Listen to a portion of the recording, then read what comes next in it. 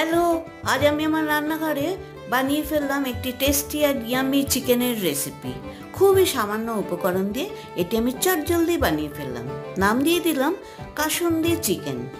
তার জন্য প্রথমে আমি চিকেনটাকে নুন, হলুদ, সর্ষের তেল, লঙ্কার গুঁড়ো আর টক দই দিয়ে ম্যারিনেট করে রেডি করে রাখলাম। এবারে কড়াইয়ে সর্ষের তেল দিয়ে দিলাম কুচনো পেঁয়াজ। কিছুক্ষণ নাড়াচাড়া করার পর পেঁয়াজটা যাতে নরম হয় সামান্য আবারও লবণ দিয়ে দিলাম আর ম্যারিনেটেড চিকেনটা কড়াইয়ে দিয়ে নাড়িয়ে চাড়িয়ে বেশ কষানো যখন হয়ে যাবে তখন এক বাটি আমি কাসুন্দি দিলাম, যেটা বাজারে কিনতে পাওয়া যায়।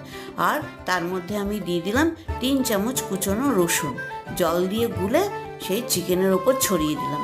দিয়ে আবারও বেশ নাড়াচাড়া করে যখন কষা কষা হয়ে চিকেনটা রেডি হয়ে যাবে তখন তার মধ্যে দিয়ে দিলাম 1 চামচ চিনি আর কুচনো ধনে পাতা।